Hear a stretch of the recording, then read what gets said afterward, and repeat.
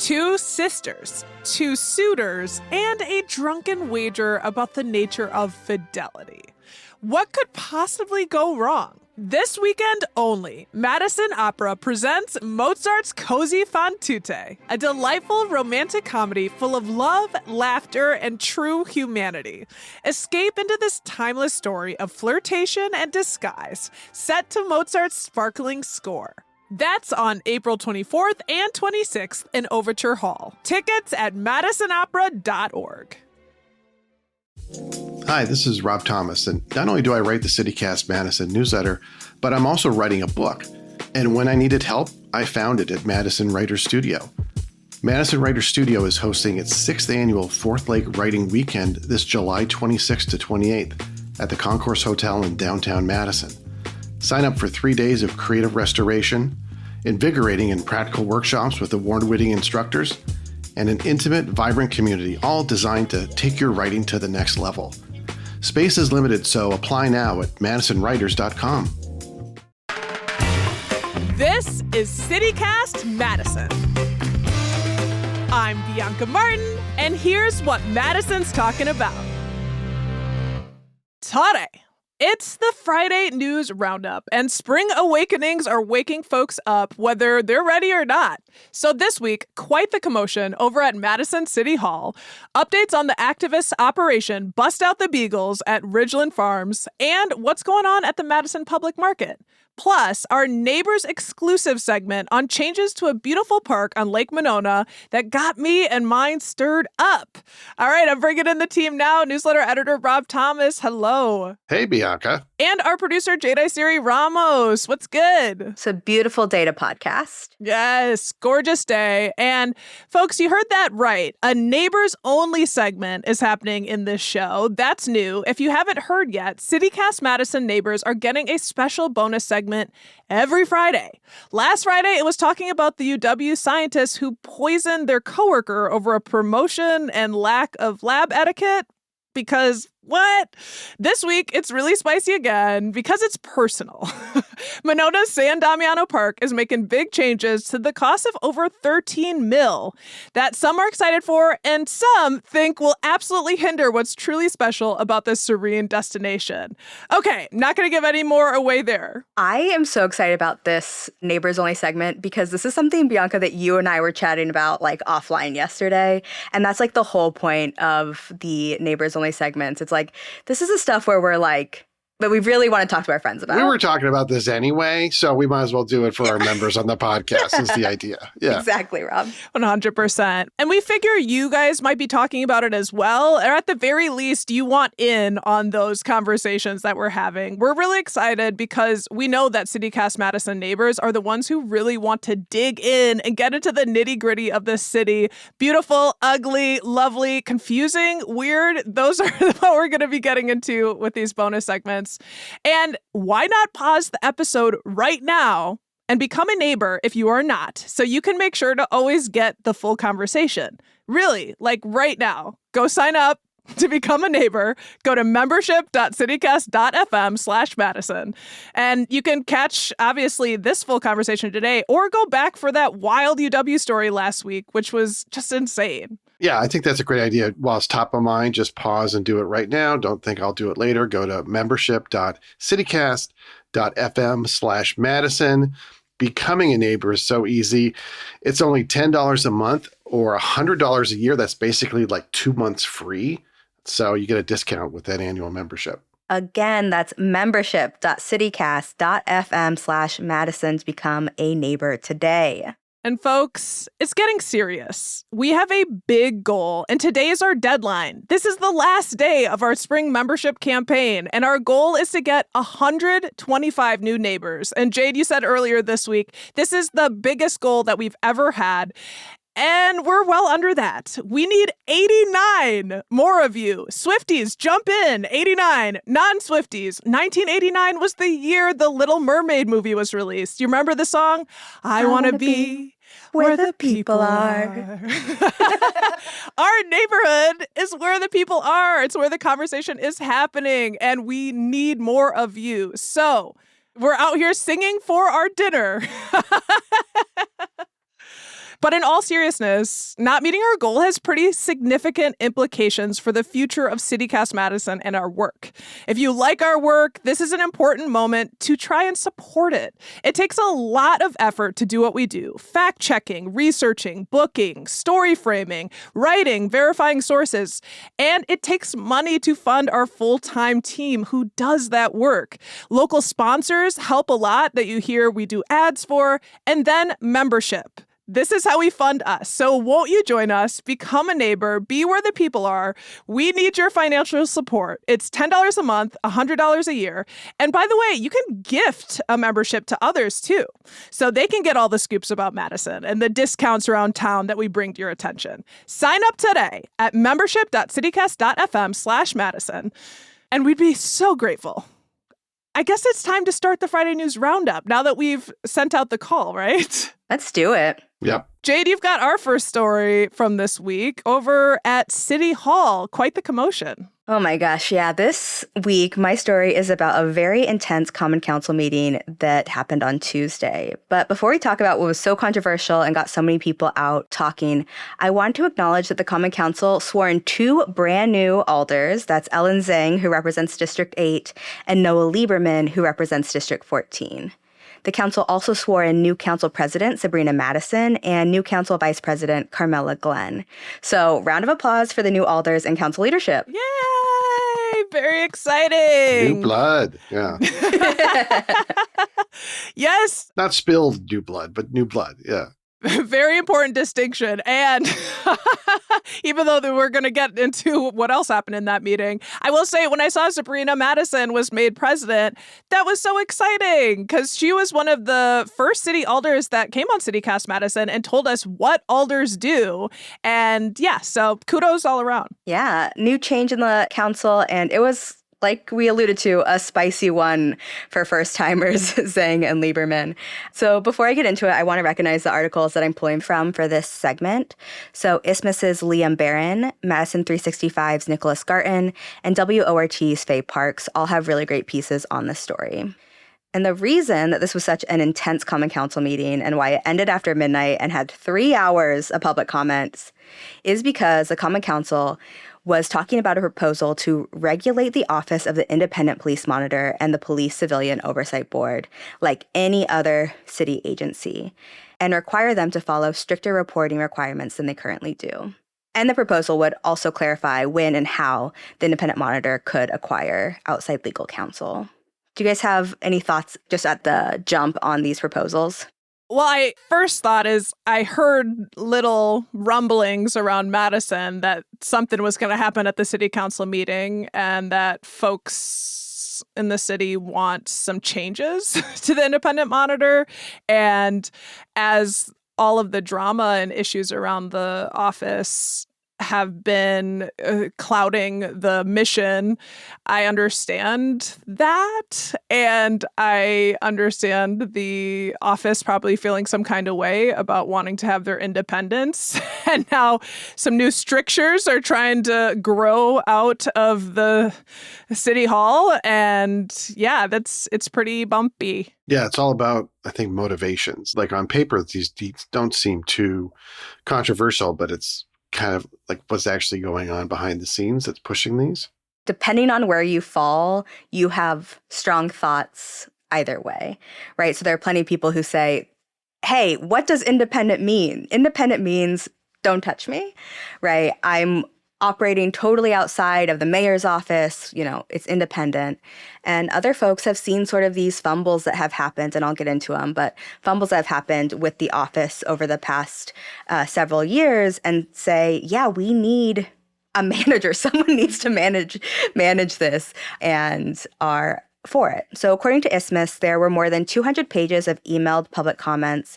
And of the folks who showed up to the meeting, 42 were in support and 79 were opposed. The council ultimately voted to send the proposal to the Police Civilian Oversight Board for review and recommendations, and then the council will vote on the proposal in August.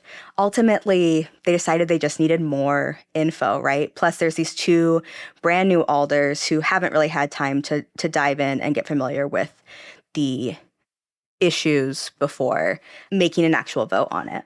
And I want to talk about why these proposals were levied. We touched on it a little bit. But I'm going to be honest, the Office of the Independent Monitor and the Police Civilian Oversight Board have had issues. There have been failures to produce reports, issues fulfilling open records requests, hiring delays, and other personnel issues. And at one point, the entire budget of the office was at risk. As well as relatively recently, there was concern and upset when a report from the office was found to have used generative AI on the cover and throughout the report, which is something that we covered on the show. Yeah, that certainly made a stir. The cover of the report had multiple state capitals on it. It had 2, right? So somebody noticed that, and then looking further into the report, it was clear that more than just the cover art was generated by AI. I think I made a joke about having 2 Capitol domes, but that's not as substantive as is the office fulfilling its mission, right? I mean, what does the Independent Monitor say about these proposed changes? Yeah, so Arameek Glass, who is the interim independent monitor, released a 31-page memo just before the Common Council meeting on Tuesday. And in it, she charges city leadership and staff for orchestrating false statements about her office and sort of overall leaning into this air that the office isn't doing what it was set up to do.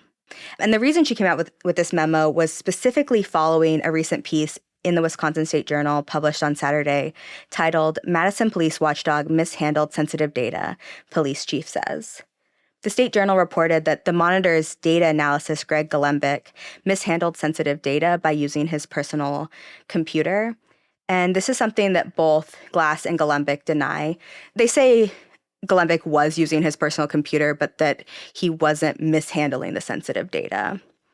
And actually, at the Common Council meeting on Tuesday, Galembic told the council that he was doing a hunger strike because he felt like he was out of options and that he couldn't stand by defamatory claims being lodged against the police oversight agency. Oh my gosh. I know.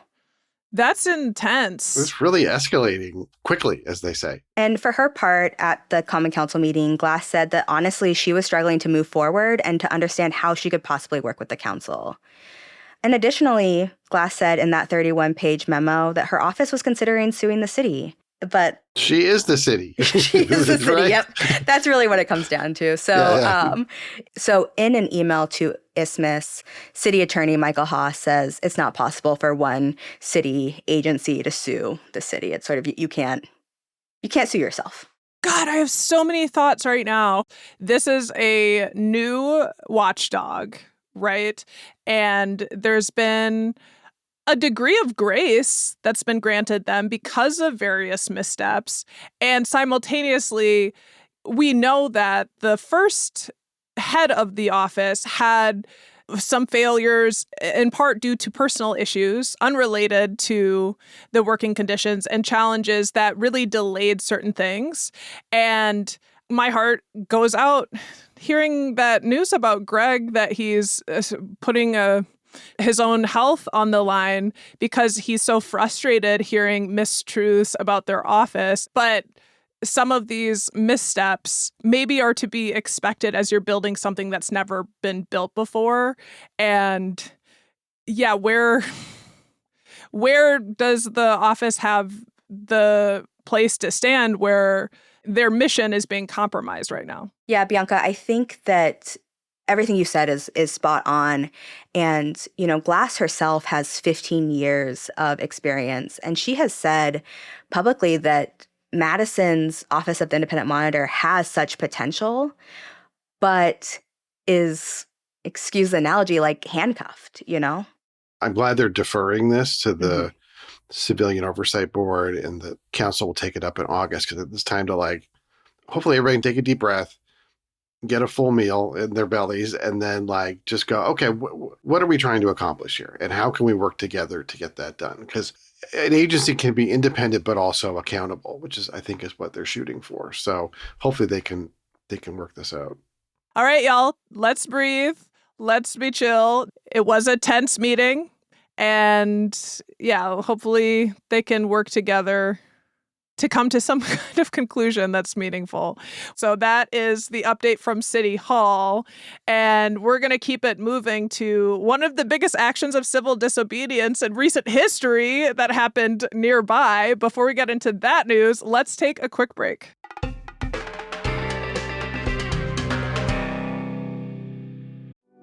Hey, it's Bianca, host of CityCast Madison. I want to tell you about something we just added for CityCast Madison neighbors that I'm genuinely excited about. Every Friday after the regular episode wraps, neighbors get access to an exclusive bonus segment and a special members-only ad-free feed. And I'm not talking about filler content. I'm talking about the stuff we actually want to say and talk about, but doesn't always fit in our regular show. Bizarre headlines, wild posts from the Madison subreddit, mysterious happenings around town. We get loose and personal with these bonus stories as if we're just chatting with a neighbor. This is for the listeners who really want to dig deeper into the city with me and the rest of the CityCast Madison team. If that's you, become a CityCast Madison neighbor. You'll get the Friday bonus segment plus ad-free listening, invites to members-only events, a weekly preview of the best things happening around the city, and more. It's only $10 a month or $100 a year, and it goes directly to supporting the show and the team of locals who make it happen every day. Read more and become a CityCast Madison neighbor at membership.citycast.fm/Madison. That's membership.citycast.fm/Madison. And neighbors, look out for that bonus content. All right, it's time for our weekly segment, Banking Outside the Box with Oak Bank, with the sponsor of this episode, Oak Bank. It's your opportunity to get your banking and financial questions answered by an expert. Hello, this is Joe Broadfoot, Vice President in Business Banking here at Oak Bank. Today's question is, as a small business owner, does the type of banking institution matter? For small businesses, there are real advantages when partnering with a local bank. For starters, you're working with people from your local community who are invested in getting to know your business. Because small, local banks get to know clients personally, we can move faster, catch risks like fraud sooner, and offer guidance that's tailored, not one size fits all like you get at a larger bank.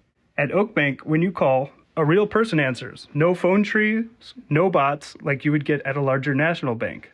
Working with a smaller local bank means partnering with people who truly understand the local economy.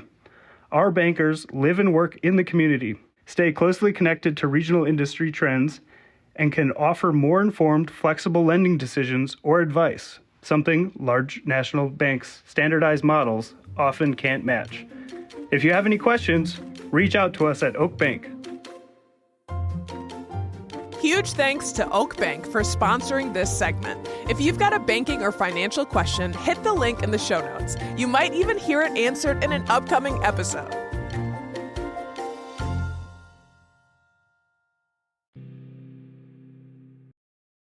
We're back, and before we get to our next story, we have to remind everyone that today is the last day of our spring membership campaign, which means we need your help, and you're running out of time to get the custom-made felt wool pennant flag from Oxford Pennant. Jade, what does this flag look like? Yeah, so it is CityCast Madison Blue. It has our name and a drawing of twin flamingos. I don't know, Bianca, if they're supposed to be twins, but you said that once recently, and I was like, aw, our twin flamingos. And it says, I live here on purpose, because we do. We live here on purpose, and we want to rep it. We designed them just for you so that when you sign up to support our work, you get this one-of-a-kind token of city pride. And I'm really excited to get mine and hang it above my desk so I can see it every day and have a reminder about why I work so hard on this podcast and our newsletter.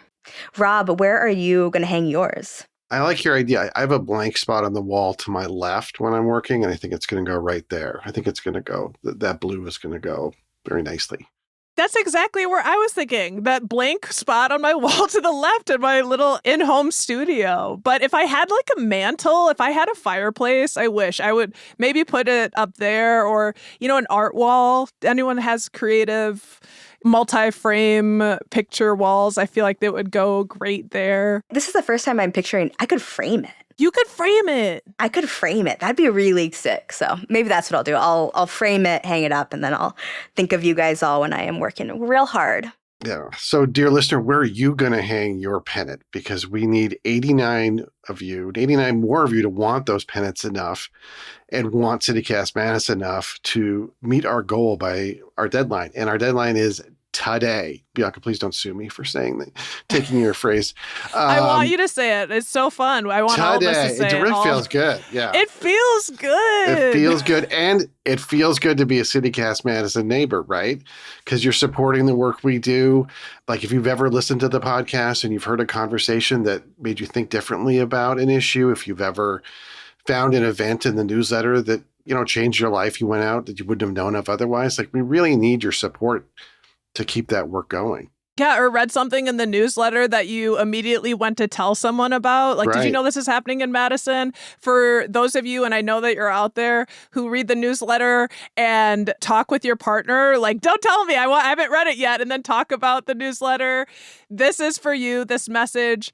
It's actually for all of you because this is urgent. This is our last day. Head to membership.citycast.fm/Madison to see what our pennant looks like and to join as a neighbor so we can meet our goal for the spring membership. Your membership directly supports the show and our work, and it means we get to keep doing this. So if that sounds good to you, head to membership.citycast.fm/Madison to join. Rob, you've got our next pup date. Yes. So just fair warning, this will be the first time I ever use the phrase poop moat on the podcast, and hopefully it will be the last time. And I'm talking, of course, about the escalating tensions between animal rights activists and the owners of Ridglan Farms, which is a beagle breeding and research testing facility in the town of Blue Mounds near Mount Horeb that contains about 2,000 beagles. And these tensions came to a head last Saturday, when a massive protest / open rescue brought over 1,000 activists to the farm, who were met by dozens of law enforcement officers who used pepper spray and tear gas to disperse the crowds. I'm sure you guys saw this. I mean, and it had been sort of building for a while. Like we heard that this was coming. The sheriff was coming out and sort of warning ahead of time that they were going to be there. What did you think of when you saw like photos and videos from what happened?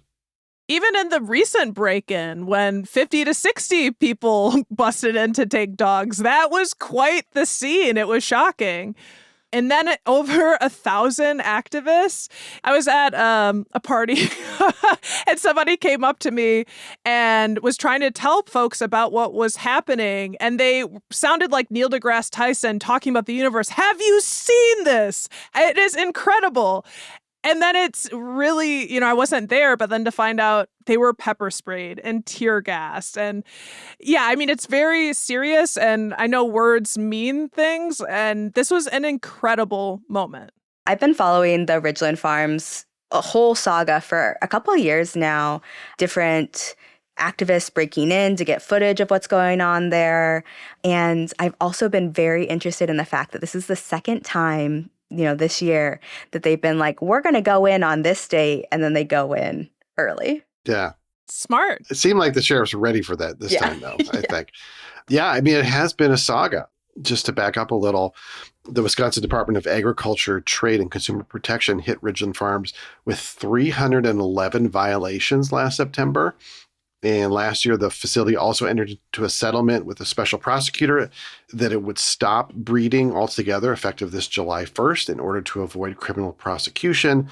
However, the facility is going to be allowed to continue to operate as a research facility. And that's simply not enough for animal rights groups like Dane for Dogs or the Coalition to Save the Ridglan Dogs, which is the group that kind of organized this protest / open rescue on Saturday.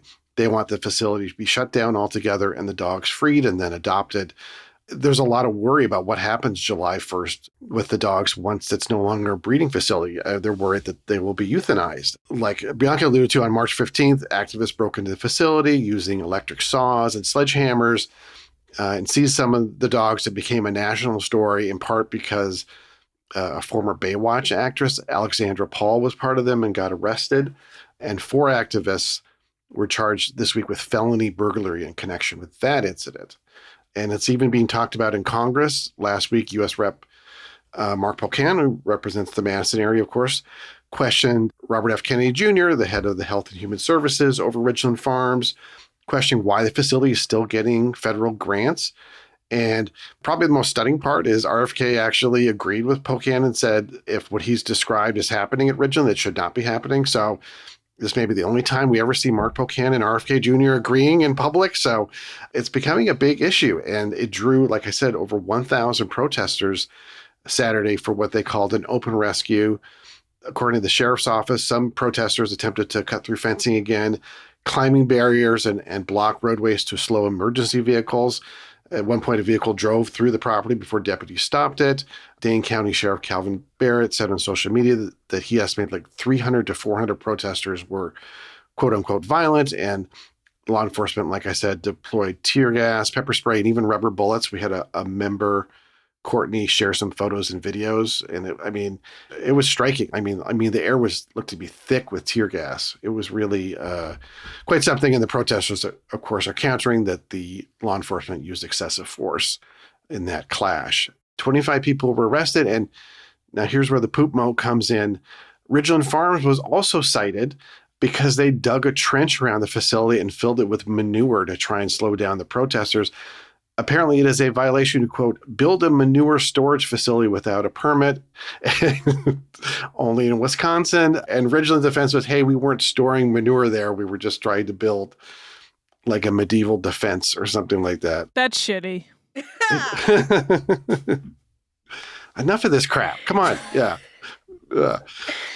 So, and this continues. On Monday, activists were in the Capitol urging Attorney General Josh Kaul and Governor Tony Evers to step in and close Ridglan outright. And a lot of this boils down to kind of like you said, like what's going on at Ridglan Farms. Like, apparently Sheriff Barrett asked if Dane County deputies could accompany state officials when they make unannounced inspections of Ridglan Farms, but they were denied by the state. And the sheriff says his department doesn't have the expertise or the legal authority to conduct inspections on his own. So, like, for me, I think that's driving a lot of this is like, what's going on in there? How are the dogs being treated? And most worryingly, what's going to happen July 1st when that is no longer a breeding facility? What happens to those 2,000 dogs? I don't think people have really heard a plan from Ridglan about next steps. My goodness gracious. What a week. What a week, y'all. We've got more news to get into, but before we do, we're going to take a quick break.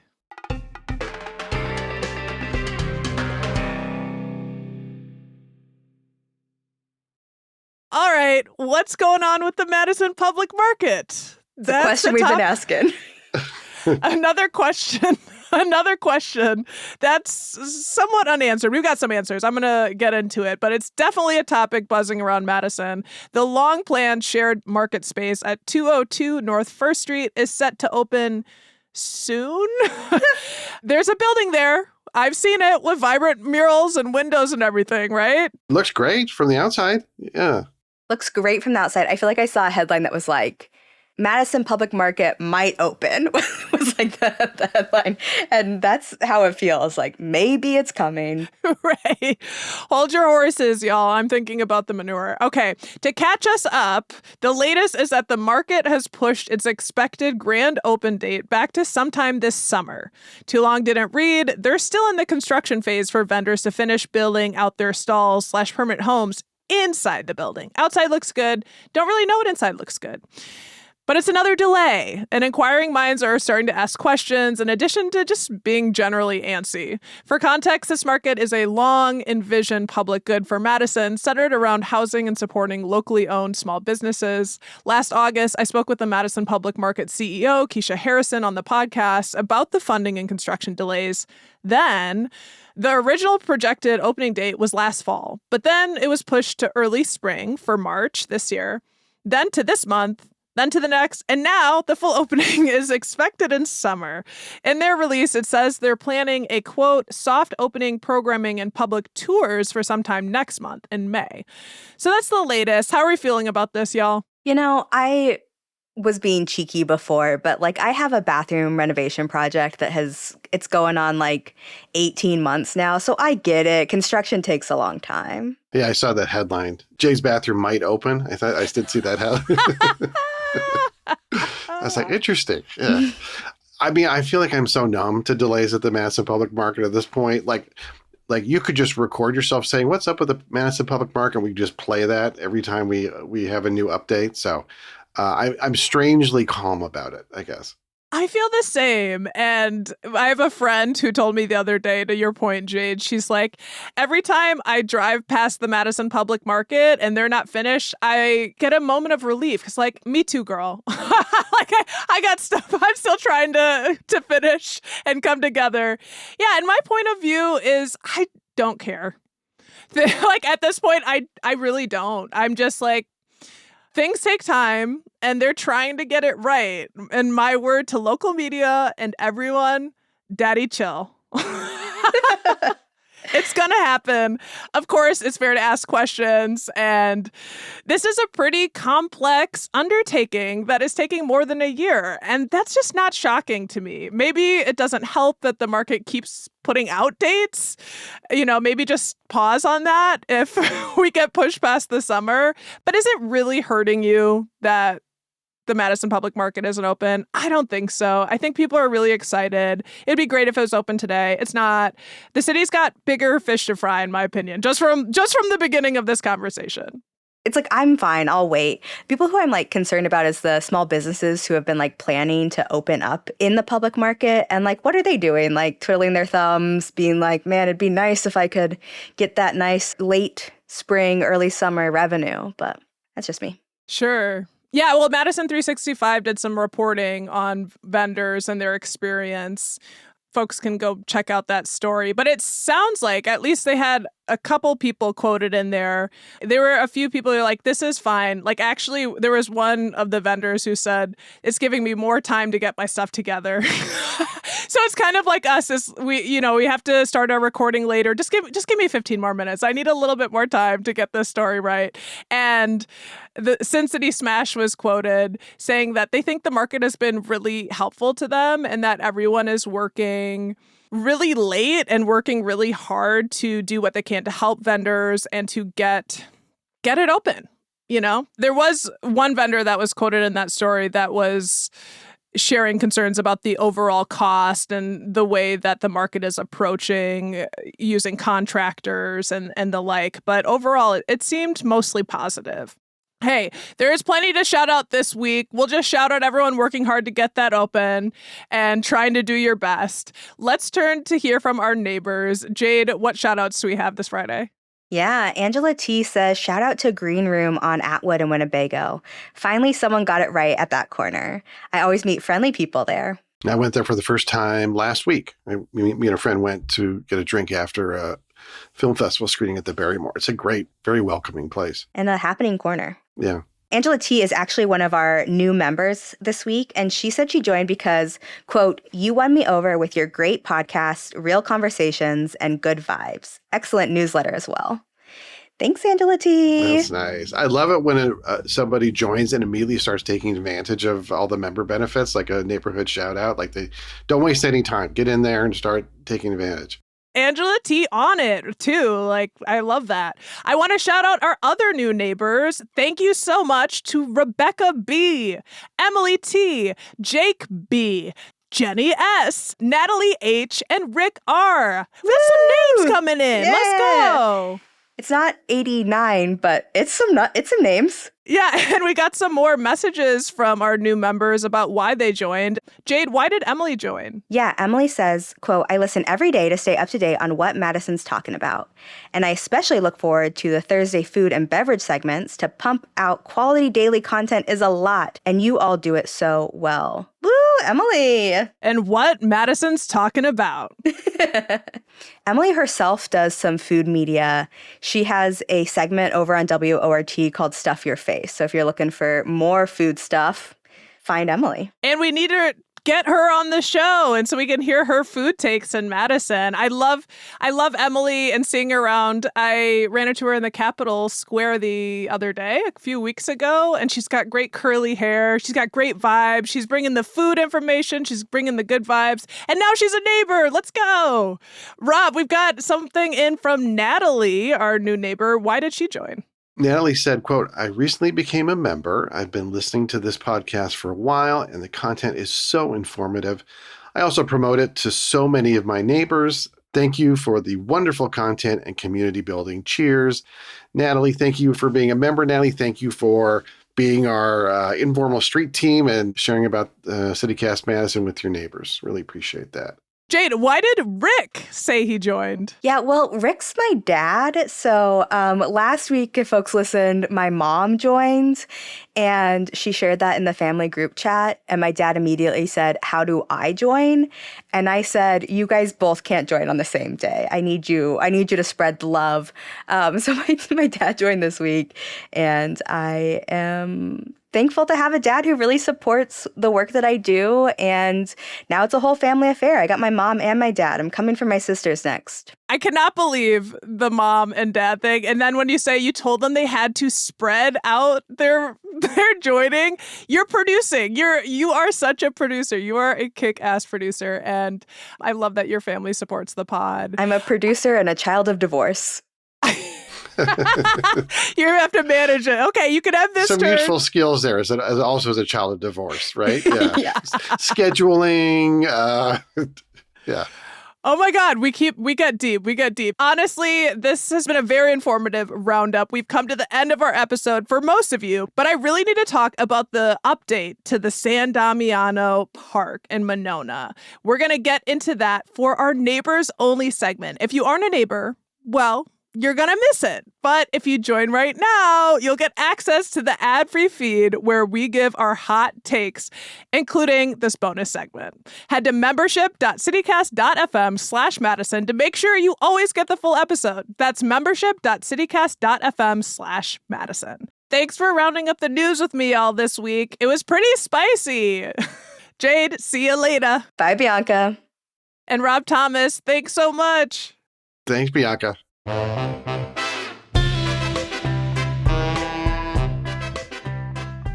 That's all for today here on CityCast Madison. I'm your host, Bianca Martin. We're produced by Jade Isiri Ramos with help this week by Sonia Cho Swanson, Laura Sutsui, and Katie McMurran. Haley Sperling is our executive producer. Our theme music is by Carl Christensen. Additional music this week by the Madison Opera and Alex Maz from Triple Scoop Music via Getty Images. Rob Thomas is our newsletter editor. Don't forget, you can always get more news delivered right to your inbox by subscribing to the CityCast Madison newsletter. And you can support the show and get great perks by becoming a CityCast Madison neighbor at membership.citycast.fm. If you enjoyed today's show, why not share this episode with someone who likes a little drama? All right, see you back here Monday morning with more stories from around the city. Until then, thanks for listening and have a great weekend.